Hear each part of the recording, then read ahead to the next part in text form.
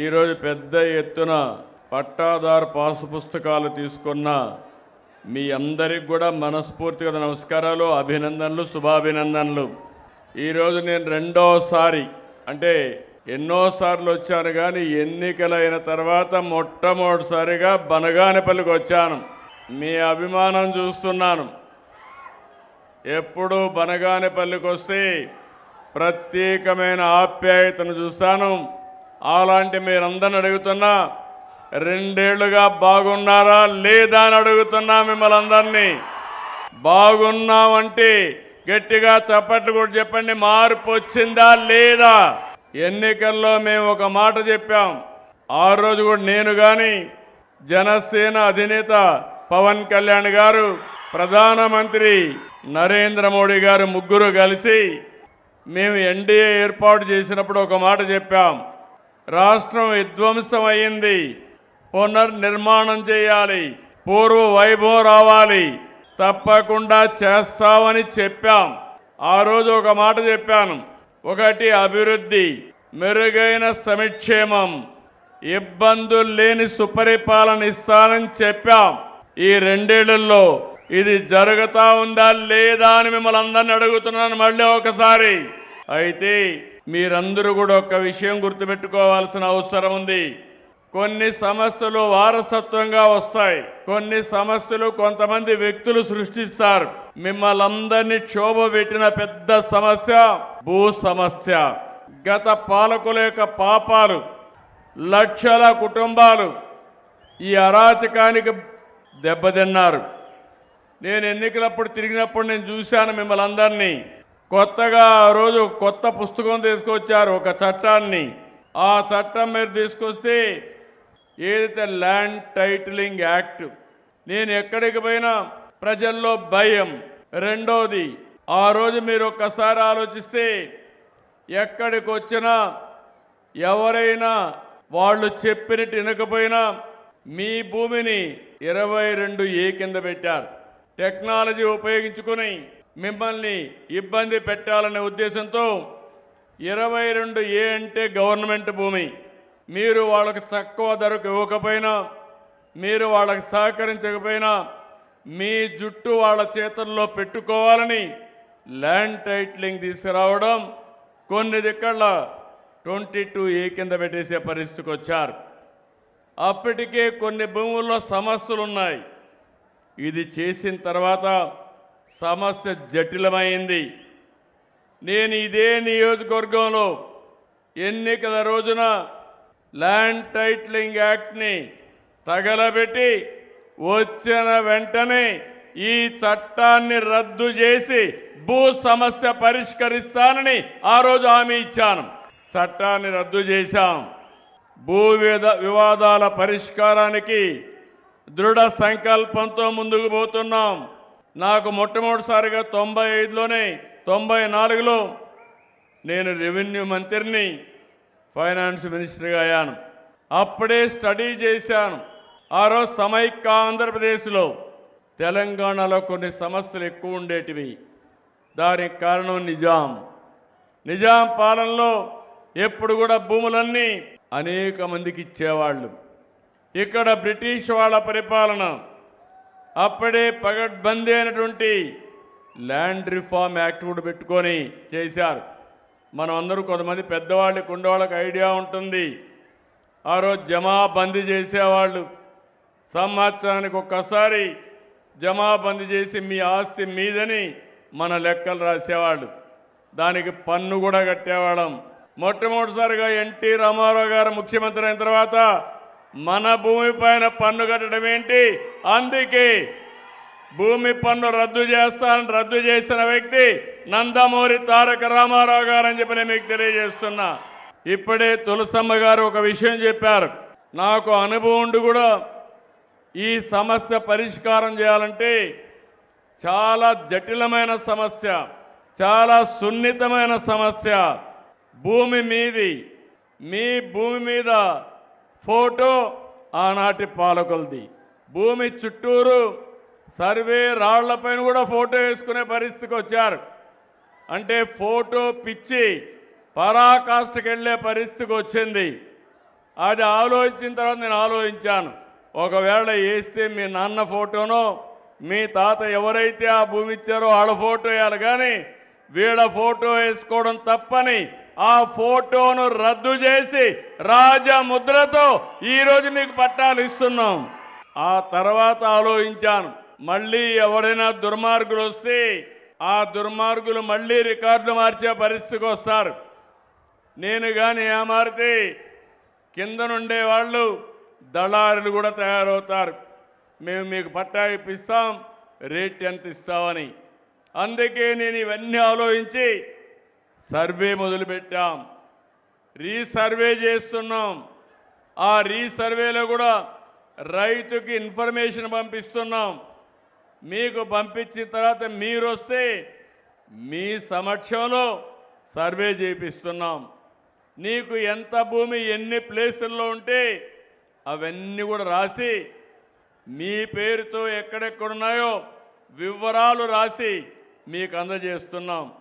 మీరు అవన్నీ చూసుకున్న తర్వాత కరెక్ట్గా ఉన్నాయని ఒప్పుకుంటే మీరు సంతకం పెడితే అప్పుడు మెడ్రాసుకు పంపించి సెక్యూరిటీ ప్రెస్లో ఈ పుస్తకాలు ప్రింట్ చేస్తున్నాం. ఇది ఎవడంటే వాడు చేయడానికి వీలు లేదు. మన కరెన్సీ ఉంది, కరెన్సీని మన డబ్బుల్ని వేరే వాళ్ళు డూప్లికేట్ ప్రింట్ చేయడానికి వీలు లేదు. అలాంటి జాగ్రత్తలు తీసుకున్నాం. మళ్ళీ ఎలాంటి ఇబ్బంది లేకుండా మధ్యలో దళారీ వ్యవస్థ లేకుండా ఉండాలని నేరుగా ఇలాంటి మీటింగులు పెట్టి గ్రామ సభల ద్వారా మీకు ఇప్పిస్తున్నా. అదే మరిగా మిమ్మల్ని అందరినీ ఐవీఆర్ఎస్ అడుగుతున్నాను, సమాచారం అడుగుతున్నాను, ఎప్పటికప్పుడు పర్యవేక్షిస్తున్నాను. ఇప్పటికి 7 సార్లు 7 నెలల్లో ఇక్కడ జిల్లాలకు వచ్చాను. నేను ఒక ఉద్యమంగా తీసుకున్నాను, ఇది ఒక పవిత్రమైన కార్యక్రమంగా తీసుకున్నాను. నా ఆలోచన ఒక్క రూపాయి కూడా అవినీతి లేకుండా, దళారీ వ్యవస్థ లేకుండా మీ అన్ని సమస్యలు పరిష్కారం చేసి శాశ్వత పరిష్కారం చేసి మీకు అండగా ఉండాలని ఒక సంకల్పంతో ముందుకు పోతున్నా. 7 నెలలుగా వచ్చాను, ఇంకా నాకు 8 నెలలు పడుతుంది. 7 నెలలు వస్తే ఇప్పుడు మీరు చూస్తే 6,887 గ్రామాల్లో సర్వేలు చేశాం. 29,04,000 పాస్ పుస్తకాలు ఇచ్చాం. ఇంకో పక్క అందులో క్యూఆర్ కోడ్ ఉంది.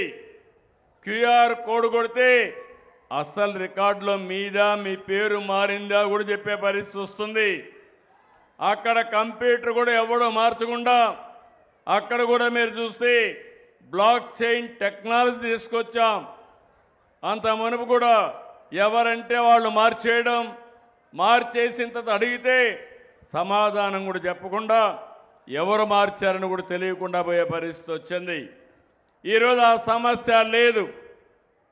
ఎవరైనా ఎక్కడైనా కలబెడితే కంప్యూటర్ ఎవరు కలబెట్టారో చెప్పే పరిస్థితి వస్తుంది. మీ అందరికీ ఒకటే చెప్తున్నా, ఇంకా 8 నెలలు నాకు పడుతుంది. 8 నెలల్లో నేను పూర్తి చేస్తే మార్చి 2027కి ఇప్పటి నుంచి 9,833 గ్రామాల్లో 72,07,605 పట్టాదారు పాస్ పుస్తకాలు ఇవ్వాలా. అది ఇస్తే నాకు ఒక తృప్తి. నేను ఒక మంచి పని చేసి శాశ్వతంగా రైతులకు విముక్తి చేసిన వాడిని అవుతాను. తప్పకుండా చేసి నా యొక్క నిజాయితీ నిరూపించుకుంటామని చెప్పి కూడా నేను మీకు తెలియజేస్తున్నా. ఈ నెలలో రాష్ట్రంలో 428 గ్రామాలు 2,48,00,000 పాస పుస్తకాలు అందించాం. నంద్యాల 8,412, బనగానిపల్లిలో 1,125 పాస పుస్తకాలు అందించాం. ఇవన్నీ కూడా మీరు చూస్తే ఇది ఒక పద్ధతి ప్రకారం చేస్తున్నాం. ఇంకో పక్కన ఇవి జరిగితే భూ వివాదాలు ఉండవు. కలెక్టర్ కానీ జాయింట్ కలెక్టర్ ఉన్నారు. నేను ఒకటే ఆదేశాలు ఇచ్చాను, ఇది ప్రభుత్వానికి అత్యంత ప్రాముఖ్యత కలిగిన కార్యక్రమం. ఎలాంటి అజాగ్రత్త తగదు. ఒక్క రూపాయి కూడా అవినీతి లేకుండా రైతుకు మనం పట్టా ఇవ్వగలిగితే రైతు శాశ్వతంగా ఆనందంగా ఉంటాడు, కృతజ్ఞతగా ఉంటాడు. అది చేయాలని చాలా స్పష్టంగా చెప్పాను. ఇంకో పక్కన విలేజ్ ఇనాములు ఉన్నాయి. ఇలాంటివి కూడా చూస్తే అవి కూడా 22,000 కల్పించారు. ఇలాంటివన్నీ కూడా ఇప్పుడు మనం మార్పులు చేర్పులు చేసి మీకు ఇస్తున్నాం. ఈరోజు 1971 గ్రామాల్లో రికార్డ్ ఆఫ్ రైట్స్ పూర్తి చేశాం. ఆటోమిటేషన్ తీసుకొచ్చాం. వారసత్వంగా వచ్చిన ఆస్తుల్ని ఇప్పుడు ఆవిడ భర్త చనిపోయారు, ఆ ప్రాపర్టీ ఎవరికి రావాలి? ఆవిడకి రావాలి. దానికి కూడా ఆఫీసులు తిరిగే పరిస్థితి.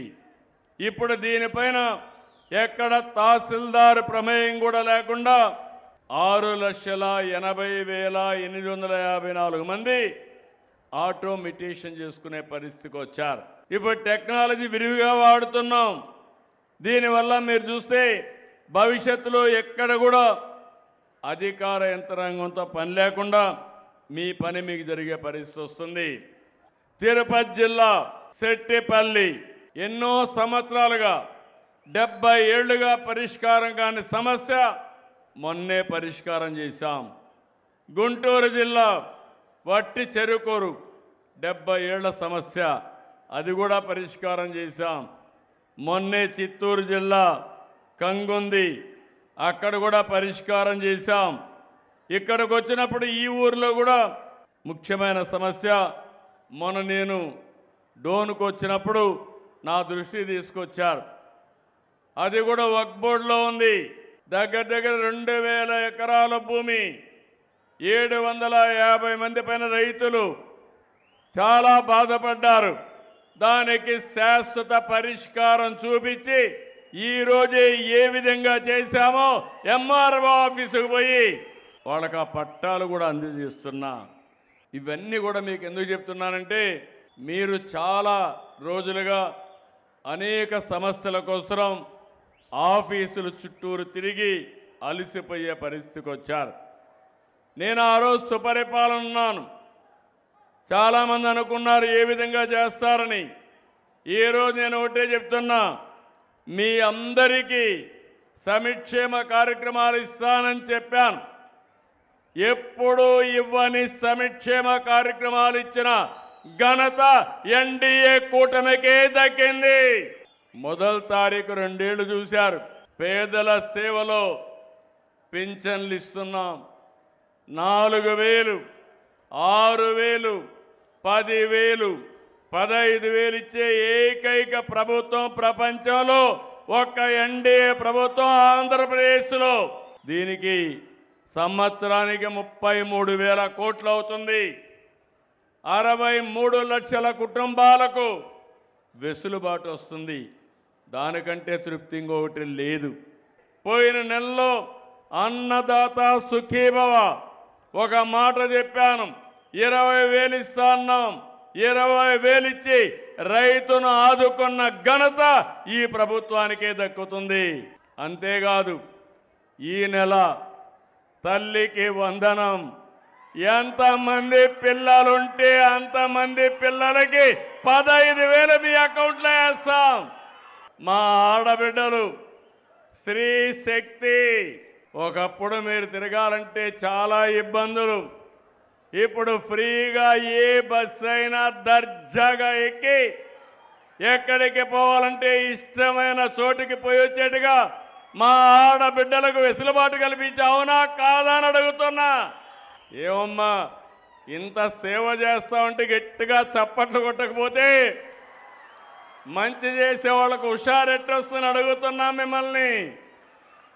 మంచిని గుర్తించాలి. గుర్తించడమే కాదు గుర్తుపెట్టుకోవాలి. అప్పుడే ఇంకా మంచి జరుగుతుంది. మా ఆడబిడ్డలకు కష్టం రాకూడదని నేనే దీపం కింద వంట గ్యాస్ సిలిండర్లు ఇచ్చా. ఇప్పుడు 3 సిలిండర్లు ఉచితంగా ఇస్తున్నావా లేదా మీ అందరికీ? ఇది ప్రభుత్వం యొక్క పట్టుదల. మీకే కాదు ఇంకా చాలామందికి ఇలాంటి కార్యక్రమాల్ని మనం ఇవ్వడానికి ఎన్నో కార్యక్రమాలు తీసుకున్నాం. ఏదైతే ఆటో డ్రైవర్ల సేవలు, మత్స్యకారుల సేవలు, చేనేత కార్మికుల కోసం ఈ విధంగా మనం లెక్క పెట్టుకుంటూ పోతే అనేక సంక్షేమ కార్యక్రమాలకు నాంది పలికాం. ఈరోజు ఇంకొక పక్క ఏదైతే నిత్యావసర వస్తువులు కూడా చాలా పగడ్బందీగా ఇస్తున్నాం. అన్నా క్యాంటీన్, పేదవాడుకు కడుపు నిండా భోజనం పెట్టడానికి అన్నా క్యాంటీన్ పెడితే రద్దు చేశారు. ఈరోజు మళ్ళీ అన్నా క్యాంటీన్లు పెట్టి 5 రూపాయలకే కడుపు నిండా భోజనం పెట్టే ప్రభుత్వం ఈ ఎన్డీఏ ప్రభుత్వం. ఇంకొక పక్కన మీరెక్కడికి పోయే పని లేదు. మన మిత్ర వాట్సాప్ గవర్నెన్స్ కొడితే ఏ పని కావాలన్నా, ఏ సర్టిఫికేట్ కావాలన్నా ₹1 డబ్బులు లేకుండా వచ్చే పరిస్థితి వస్తుంది. ఎంఆర్ఓ ఆఫీస్ మీ ఇంటి పక్క ఉండొచ్చు, మీరు పోవాల్సిన అవసరం లేదు. దగ్గర 1056 సేవలు, ఏ పని కావాలన్నా మీరు నేరుగా మన మిత్ర వాట్సాప్ ద్వారా లబ్ధి పొందే పరిస్థితి వస్తుంది. అవి కూడా మళ్ళీ ఒకసారి నేను ఎప్పటికప్పుడు సమాచారం కూడా తెప్పిస్తున్నా. అవి కూడా ఇప్పుడు చెప్తాను. మా అధికార యంత్రాంగం అంతా ఇక్కడే ఉన్నారు. వాళ్ళందరికీ కూడా బాధ్యత పెట్టాను. ఒక పక్క ప్రజలు ఆ రోజు మాకు ఓట్లేశారు. రాజకీయ పార్టీ నాయకులు వచ్చి, కార్యకర్తలు వచ్చి మీకందరికీ ఏం చేస్తామో చెప్పాం. పాలన ఎట్టుంటుందో స్పష్టంగా చెప్పాం. మీరు నమ్మి ఓట్లేసిన దానికి ఈరోజు ప్రభుత్వ యంత్రాంగం సహకారంతో శాశ్వత సమస్యలు పరిష్కారం చేయడం, ఇంకో పక్క మిమ్మల్ని ఎప్పటికప్పుడు ముందుకు తీసుకుపోవడానికి అనేక కార్యక్రమాలకి నాంది పలుకుతున్నాం. ఇంకో పక్క మీరు ఒకసారి చూస్తే మనం రాయలసీమలో ఉన్నాం. ఇప్పుడే శబరి గారు చెప్పారు, ఒకప్పుడు రాయలసీమ రాళ్ల సీమ, నేను కూడా రాయలసీమ బిడ్డని ఈరోజు చెప్తున్నా మీకు. రాయలసీమ రాళ్ల సీమ కాదు, రాయలసీమ రతనాల సీమ. సీమ ఇప్పుడు రైజింగ్ రాయలసీమ. ఇంకో పక్క ఇటీవల కాలంలో మీరు చూస్తే అనేక పరిశ్రమలకు నాంది పలికాం. ఓర్వకల్లో ఇండస్ట్రియల్ టౌన్షిప్ వస్తూ ఉంది, డ్రోన్ మ్యానుఫ్యాక్చర్ వస్తుంది. కడపలో కొప్పర్తిలో ఇంకొక ఇండస్ట్రియల్ టౌన్షిప్ వస్తూ ఉంది. దాన్ని కూడా ఇన్ఫ్రాస్ట్రక్చర్ అభివృద్ధి చేస్తున్నాం. మొన్ననే మీరు చూస్తే ఆమ్కా, ఇది 5th జనరేషన్ ఫైటర్ జెట్. ఇది మ్యానుఫ్యాక్చరింగ్ మన పుట్టపర్తిలో వస్తుందంటే, మన రాయలసీమలో వస్తుందంటే అది రాయలసీమ సత్తా.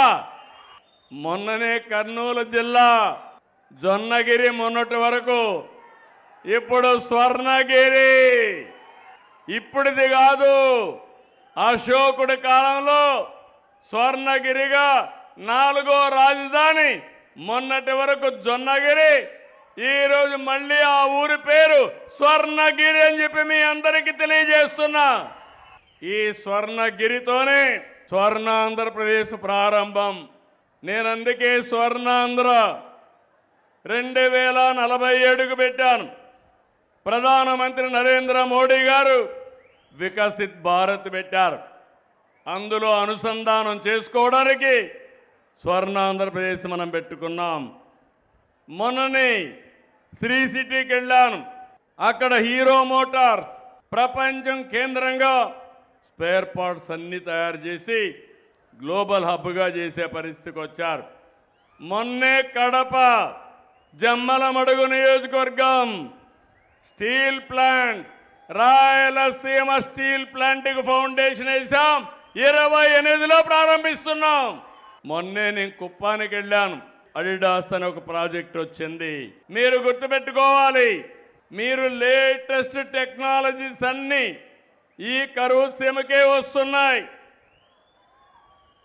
ఈరోజు స్పేస్ టెక్నాలజీ తిరుపతి దగ్గర స్పేస్ సిటీ వస్తుంది. శాటిలైట్స్ అన్నీ అక్కడి నుంచే లాంచ్ చేస్తాం. కరూరు జిల్లా హిందూపూర్లో ఏరోస్పేస్ కానీ డిఫెన్స్ కానీ వస్తుంది. కర్నూలులో డ్రోన్ సిటీ వస్తుంది. ఎలక్ట్రానిక్స్ మ్యానుఫ్యాక్చరింగ్ కొప్పర్తిలో తిరుపతిలో వస్తూ ఉంది. కియా మోటార్ వచ్చింది, హీరో మోటార్ వచ్చింది. రేపో ఎల్లుండో ఇక్కడనే రాయల్ ఎన్ఫీల్డ్, ఒకప్పుడు మనందరం బుల్లెట్ తోలేవాళ్ళం. యువతకు చెప్తున్నా, అలాంటి ఎన్ఫీల్డ్ తయారయ్యే కేంద్రం ఈ రాయలసీమ. ఇదే కాకుండా గ్రీన్ ఎనర్జీ, ఒకప్పుడు కరెంట్ ఉండేది కాదు, ఎక్కడి నుంచి వస్తుందో తెలియదు. ఈరోజు దేశంలో వాడే కరెంటు, ప్రపంచంలో వాడబోయే కరెంటు కూడా ఈ రాయలసీమలో గ్రీన్ ఎనర్జీ తయారు చేస్తాం. సోలార్, గాలి ద్వారా కరెంటు తయారు చేయడం, పంపుడు స్టోరేజీ, బ్యాటరీ పెట్టి మనం ముందుకు పోయే పరిస్థితికి వచ్చాం. ఈరోజు సిమెంట్ ఇండస్ట్రీస్ వస్తాయి. బనగానపల్లిలో ఎన్నో సిమెంట్ ఇండస్ట్రీలు వచ్చాయి, ఇంకా వచ్చే అవకాశం ఉంది. స్టీల్ ఇండస్ట్రీస్ వస్తాయి, మొన్న ప్రారంభమైంది మొదటిది. ఇలాంటి స్టీల్ పరిశ్రమలకు రావడానికి మన దగ్గర ఐరన్ ఓర్ కూడా ఉందని చెప్పి కూడా నేను మీకు తెలియజేస్తున్నా. ఇవన్నీ చూస్తే నేను ఒకటే విజ్ఞప్తి చేస్తున్నా, ఇంతవరకు నాయకులు మాట్లాడింది ఒట్టొట్టి మాటలు. ఇప్పుడు నేను చెప్పేది ఫలితాలు వచ్చే మార్గాలు చూపిస్తున్నా, అమలు చేస్తా. రాయలసీమని రతనాల సీమగా తయారు చేస్తాం. ఒక్క పరిశ్రమలే కాదు, రోడ్లు మీరు చూశారు, మంచి రోడ్లు వస్తున్నాయి. ఇంకో పక్క సాగునీటి ప్రాజెక్టులు రావాలని కలలు కన్న వ్యక్తి నందమూరి తారక రామారావు గారు. ఈరోజు దాన్ని జయప్రదం చేసే శక్తి ఎన్డీఏ ప్రభుత్వాన్ని. 2 ఏళ్లలో 20,000 కోట్ల రూపాయలు ఖర్చు పెట్టాం, 12,000 కోట్లు ఖర్చు పెట్టాం. 5 ఏళ్లలో రాయలసీమ మాట మాట్లాడే వ్యక్తి ఖర్చు పెట్టింది 2,000 కోట్లు. మొన్నని హంద్రీ నీవా పనులన్నీ 3,500 కోట్ల రూపాయలు పనులు చేసి కడాన ఎక్కడో చివర నుండే కుప్పానికి కూడా నీళ్లు తీసుకెళ్ళాం. ఈరోజు ఈ ప్రాంతాన్ని మార్చబోయేది ఈ ఇరిగేషన్ సాగునీటి ప్రాజెక్టులు. ఈ విషయంలో అందరికీ స్పష్టత ఉండాలి. రాయలసీమ లిఫ్ట్ ఇరిగేషన్ ఉంది. వేళ కాలంలోనే కావాలని పని ప్రారంభించి పర్మిషన్ లేకుండా ఎన్జీటీ స్టే ఇస్తే మళ్ళా పట్టించుకోని వ్యక్తులు ఇప్పుడు నన్ను విమర్శిస్తున్నారు. నేను ఒకటే హామీ ఇస్తున్నా, రాయలసీమ నా సొంత గడ్డ. ఈ రాయలసీమకు అన్యాయం జరగదు, జరగనియను. కొత్తగా ఒక ప్రాజెక్టు తీసుకొస్తున్నా. నీళ్లు వచ్చాయి కాబట్టి ఈ ప్రాంతాన్ని అభివృద్ధి చేయాలి. ఏం చేస్తే బాగుంటుందని ఆలోచించినప్పుడు ప్రపంచ బ్యాంక్ సహకారం కానీ కేంద్ర సహకారం తీసుకుని 1,00,000 కోట్ల రూపాయలతో పెట్టుబడులతో హార్టికల్చర్ హబ్ చేయబోతున్నాం. ఇప్పటికే మీరు ఒక్కసారి చూస్తే దేశంలోనే ఎక్కువ హార్టికల్చర్ ఉండే ప్రాంతం మన రాయలసీమ. రాయలసీమలో ఇప్పుడు నేను ఆలోచించాను. ఈరోజు మీరు చూస్తే లింగాలని ఒక మండలం ఉంది, అది కూడా పులివెందుల్లోనే ఉంటుంది. నేను దానికి ప్రోత్సాహం ఇచ్చాం, మైక్రో ఇరిగేషన్ ఇచ్చాం, డ్రిప్ ఇరిగేషన్ ఇచ్చాం, సద్వినియోగం చేసుకున్నారు. రాష్ట్రంలోనే ఎక్కువ తలసరి ఆదాయం వచ్చే మండలం లింగాల మండలం అని చెప్పి కూడా నేను మీకు తెలియజేస్తున్నా. నీళ్లుంటే రైతుకు సహకరిస్తే బంగారం పండించే శక్తి మన రాయలసీమ రైతాంగానికి ఉందని మీ అందరికి విజ్ఞప్తి చేస్తున్నా. అందుకే 40,000 కోట్ల రూపాయల ప్రభుత్వం పెడతాం. 25 రకాలైన హార్టికల్చర్ పంటలు వస్తాయి. దానికి చేయూతనిస్తాం.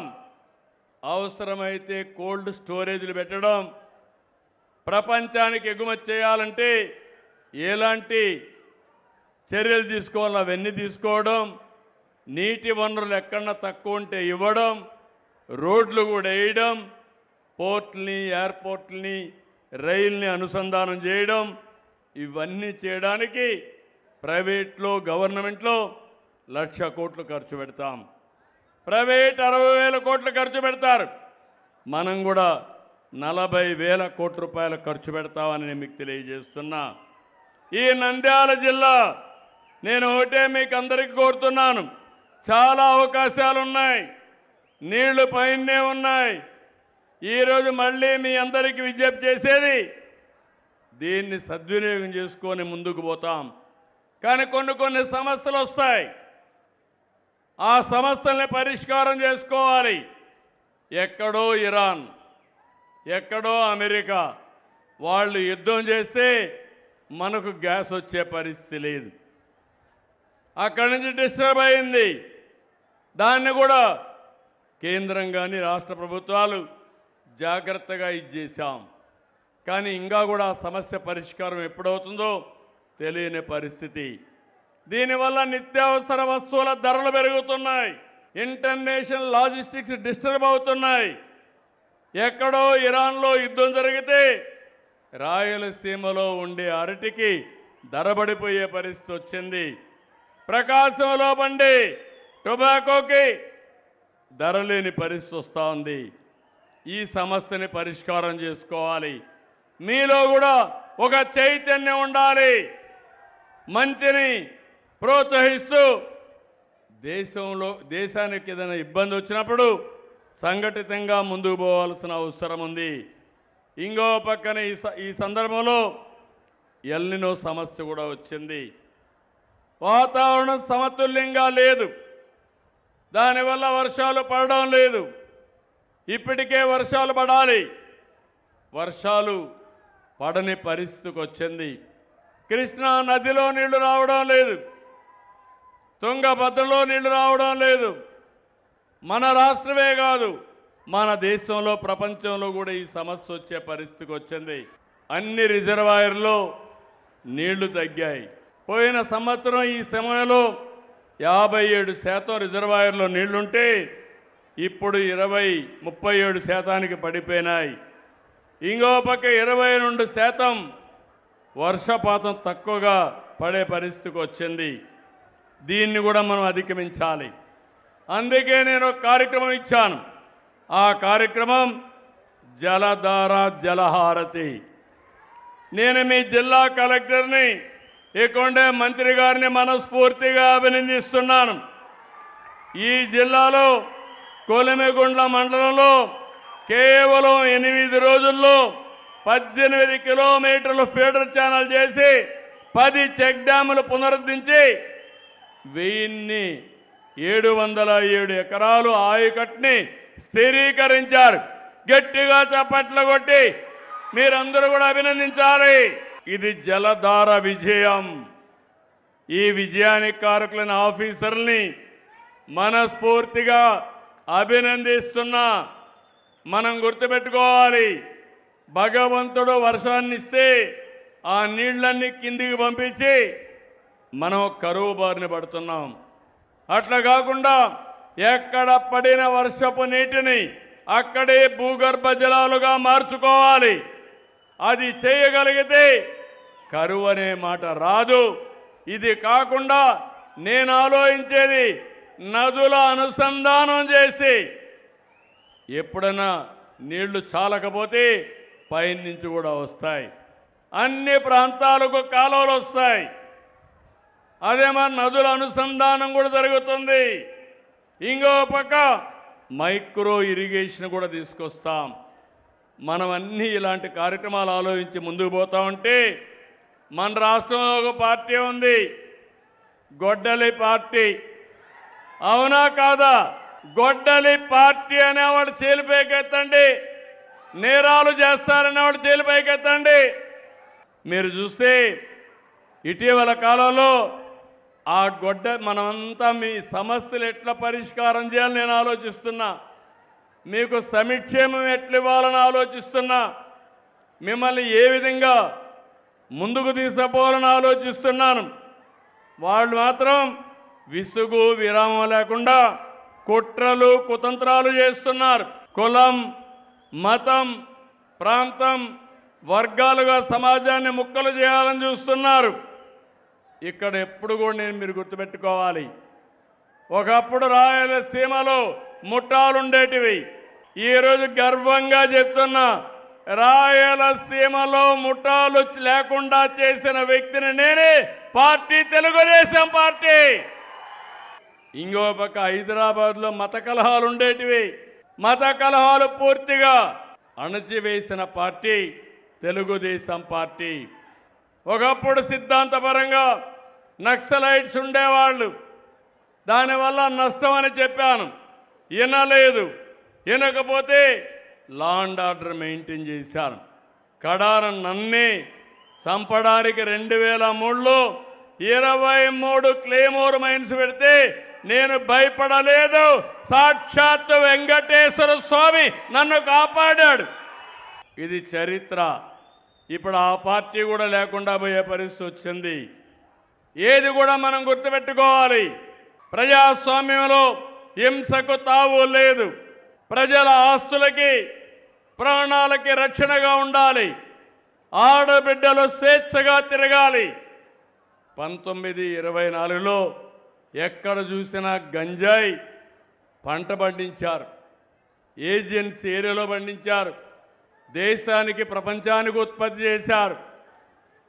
డ్రగ్స్ వచ్చాయి, ఎక్కడ చూసినా చెడిపోయే పరిస్థితికి వచ్చారు. నేను ఎన్నోసార్లు చెప్పాను, గంజాయి తీసుకున్న వ్యక్తికి తల్లికి భార్యకు తేడా తెలియదు. తల్లిదండ్రులంటే వాళ్ళు లెక్క పెట్టుకోరు. అలాంటప్పుడు ఇలాంటి వ్యక్తులు వాళ్ళని ప్రోత్సహించి ఇప్పుడు కూడా రౌడీల్ని, గంజాయి బ్యాచ్ని, డ్రగ్స్ సేవించే వ్యక్తుల్ని, బ్లేడ్ బ్యాచ్ల్ని వైఎస్ఆర్ కాంగ్రెస్ పార్టీ ప్రోత్సహించే పరిస్థితి వచ్చింది. ఇక్కడుండే మీరు గుర్తుపెట్టుకోవాలి, 2 ఏళ్లలో ఎక్కడా లా అండ్ ఆర్డర్ ప్రాబ్లం లేదు.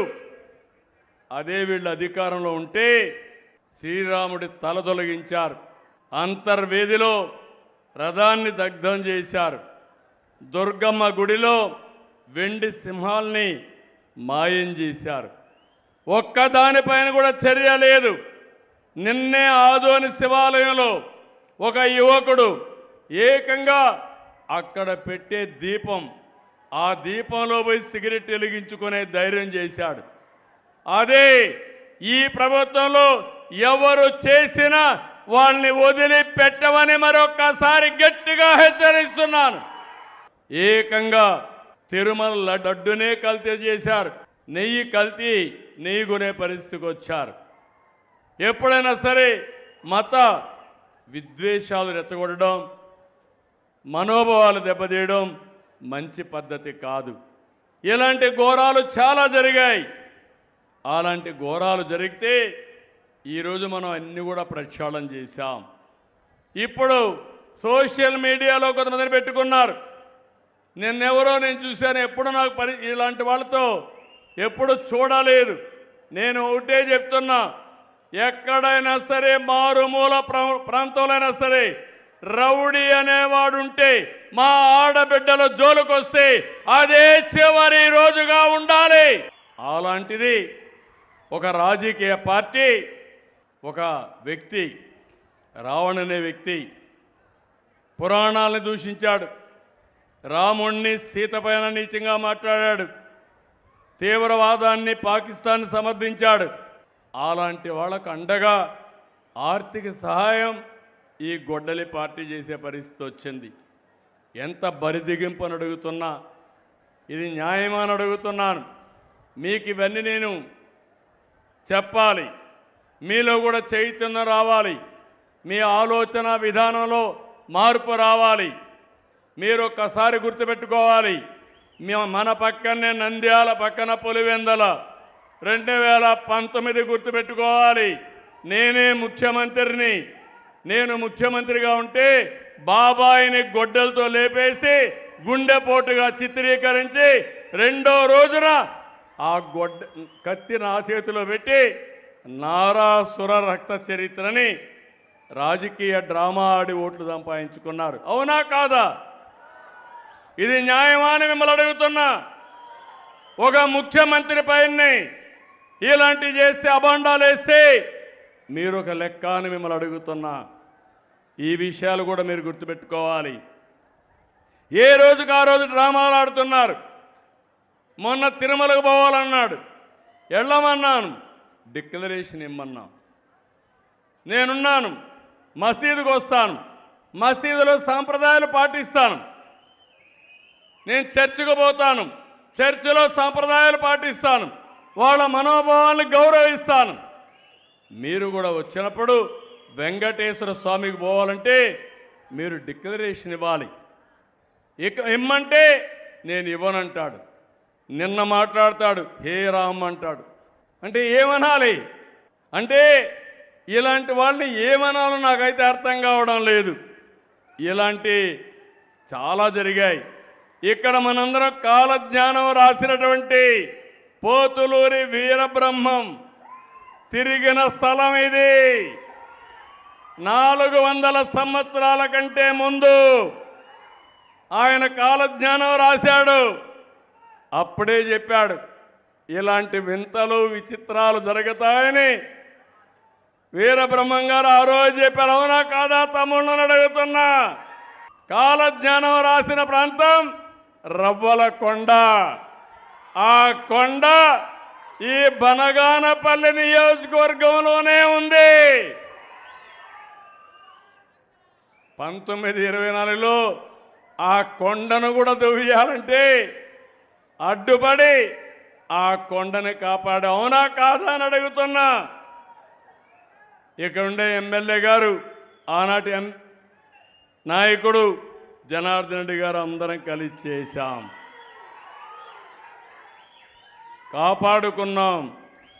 నేను ఒకటే చెప్తున్నాను, మత విద్వేషాలు ఎవ్వరూ రెచ్చగొట్టడానికి వీలు లేదు. రౌడీలని, గూండాలని, సంఘ వ్యతిరేక శక్తుల్ని ఎవరు ప్రోత్సహించడానికి వీలు లేదు. కులాల్ని, మతాల్ని విభజించడానికి కూడా వీలు లేదు. ఎలాంటి వ్యక్తి అంటే ఇక్కడ నంద్యాలలో విగ్రహం వాళ్ళ పార్టీయే, అతనే విధ్వంసం చేశాడు.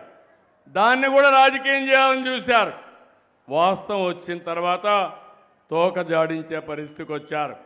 నాకు ఆశ్చర్యం వేస్తుంది. మీరు కూడా ఆలోచించాలి. ఇలాంటి ఇంత ప్రవర్తన మీరు చేయొద్దండి. తండ్రి చనిపోయాడు, తండ్రికి పూజలు చేస్తారు. ఎందుకు? ఓట్ల కోసం. తల్లి బతికుంది, తల్లి ఆస్తికి ఆవిడ్ని హింస పెడతాడు. అంటే తల్లికి మాత్రం ఆస్తి ఇవ్వడు, కానీ తండ్రికి మాత్రం చనిపోయాడు కాబట్టి ఓట్లు కావాలి కాబట్టి పూజలు చేసే పరిస్థితికి ఉన్నాడు. అవునా కాదా? అవునా కాదా? అవునంటే చేతులు పైకెత్తండి. మీకు ఇలాంటి కన్నబిడ్డలు కావాలని అడుగుతున్నా. తల్లిని గౌరవించలేని వ్యక్తి. నేను ఈరోజు పెట్టాను, తల్లికి వందనం పెట్టింది. పిల్లల్లో శాశ్వతంగా తల్లులంటే గౌరవం ఉండాలని. ఎంత పెద్దయినా తల్లి తల్లే, బిడ్డ బిడ్డే. అవునా కాదమ్మా? ఇలాంటి వారసత్వాన్ని, ఇలాంటి పనులు చేయాల్సిన వ్యక్తుల్ని మనకు కావాలని అడుగుతున్నా. మళ్ళీ చెప్తున్నా, రాయలసీమలో వాళ్ళు రక్త చరిత్ర రాశారు. నేను ఈరోజు రాయలసీమలో కొత్త చరిత్ర లిఖించబోతున్నా. అదే రాయలసీమ రతనాల సీమ. అందుకే ఈ సంకల్పాన్ని మనం ముందుకు తీసుకొని ముందుకు పోవాల్సిన అవసరం ఉంది. గుట్టుపల్లి రైతులు ఇప్పుడే వెళుతున్నా. ఆ రోజు మొత్తం 215 సర్వేలో 2669 ఎకరాలు పట్టా సర్వీస్ ఇనాం భూముల్ని 22A కింద పెట్టారు. నా దగ్గరకు వచ్చి చెప్తే ఇమ్మీడియట్గా చేస్తాను హామీ ఇచ్చాను.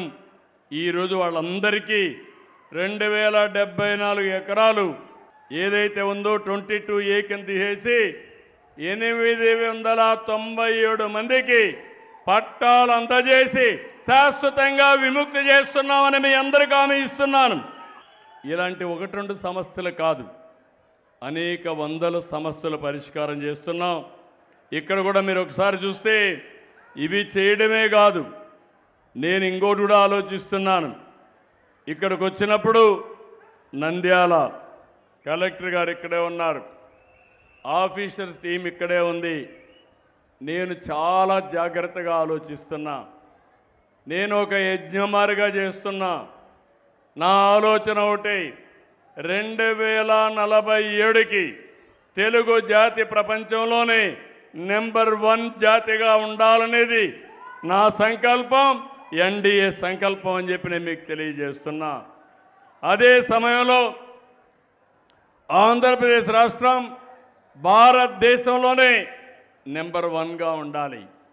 దీనికి కావాల్సింది సహజ వనరులు ఉపయోగించుకుంటాం, నాలెడ్జ్ని పెంచుతాం, టెక్నాలజీ కూడా ఉపయోగిస్తాం.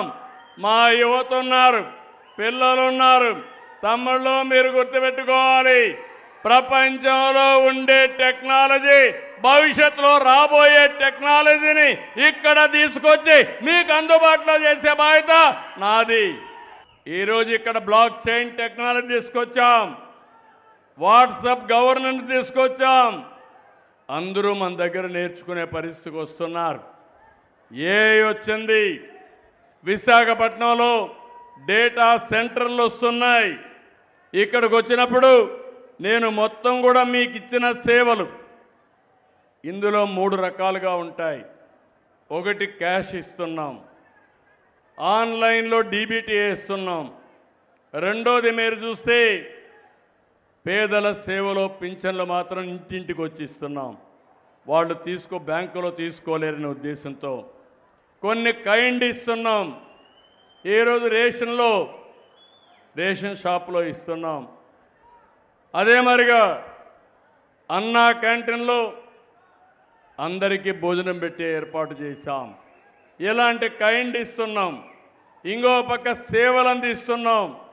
క్యాస్ట్ సర్టిఫికేట్ కానీ, నేటివిటీ కానీ, అడంగులు కానీ ఇలాంటి చాలా ఇస్తున్నాం.